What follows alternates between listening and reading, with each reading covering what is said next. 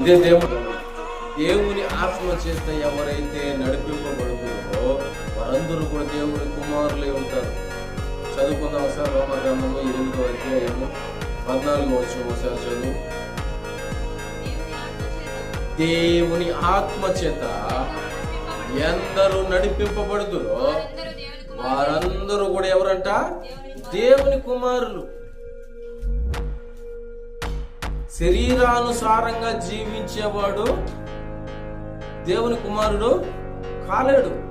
ఎవడైతే ఆత్మానుసారంగా జీవిస్తాడో, ఎవడైతే ఆత్మానుసారంగా నడిపించబడతాడో వాడే దేవుని కుమారుడని నువ్వు గుర్తుంచుకోవాలి. అర్థమైందా? అందుకే శరీర కార్యాలు స్పష్టంగా ఉన్నాయి. శరీర కార్యాలను నువ్వు దూరం చేసుకో, శరీర ఆశను దూరం చేసుకో, నేత్రాశను దూరం చేసుకో, జీవ కుటుంబాన్ని దూరంగా ఉండు. ఎప్పుడైతే ఆత్మానుసారంగా నువ్వు జీవిస్తావో, ఆత్మానుసారంగా నడిపింపబడతావో అప్పుడే నువ్వు దేవుని కుమారుడివి అని పిలువబడతావు. వాళ్ళే దేవుని కుమారులు. నీ శరీరానికి కావాల్సినటువంటి నువ్వు తీర్చుకుంటూ భూమి మీద శరీరానుసారంగా నువ్వు జీవిస్తూ శరీర కార్యాలన్నీ స్పష్టమై ఉన్నవి. అవన్నీ నీలో ఉంచుకొని నువ్వు నేను క్రీస్తు బిడ్డలంటే ఎలా కుదురుతుంది? దేవుని బిడ్డ అవ్వలేవు.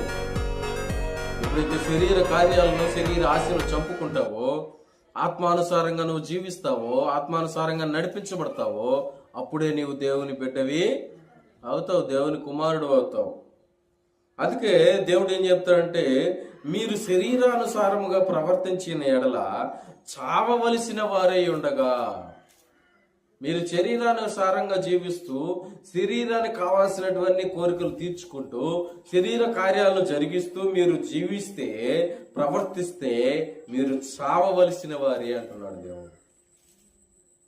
అదే ఆత్మచేత శారీర క్రియలను చంపిన ఎడల నువ్వు జీవిస్తావు అని దేవుడు చెబుతూ ఉన్నాడు 8వ అధ్యాయం 13వ వచనంలో. అదే 8వ అధ్యాయం 13వ వచనంలో రాయబడిన మాట.